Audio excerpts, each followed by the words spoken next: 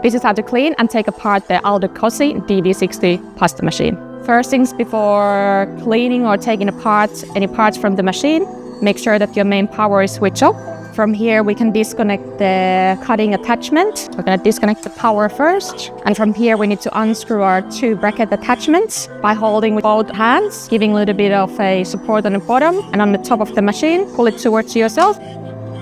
From here we can unscrew the holding brackets, and for safekeeping, keep your connecting screws with the holding brackets. From here we're going to release the ring nut that is holding your die, pulling to anti-clockwise. After production this might be slightly tighter. You might need to give it 5 to 10 minutes to cool down slightly to make it easier to get it out and to open. For this type of machine, the ring nut and the die are quite heavy, so constantly keep on support on the bottom of the die. After usage, the easiest way to clean the die is to leave it soaking in the cold water overnight. After that, use a pressure hose to hose it off any leftover pasta inside of the die, or you can let it dry out and then use an air hose to clean out any of the leftover debris. From here, we can pull out our extruding screw. This one, you can wash it under a sink or even put it in the washing machine. If there's a lot of dried out pasta dough, again, it is suggested to leave it soaking for a while and then clean it. Take off our mixing arms from both of the tanks, so you can open up your safety guard. To get the mixing arm outside of the front tank, there's a little secure pin.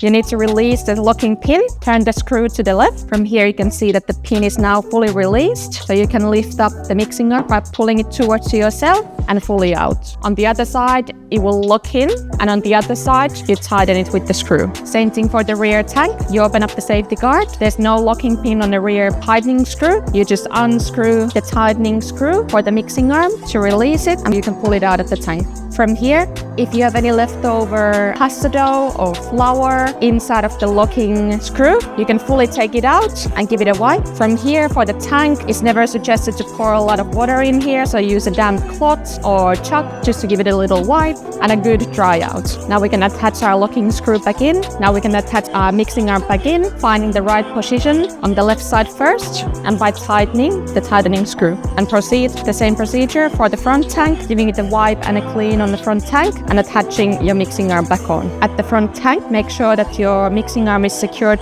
as tight as until the pin will lock back in. At this stage, once you put your mixing arm back together, you can leave the machine to air dry for overnight, or if you wish to start the next pasta shape production, you can just put your new die and the ring nut back in.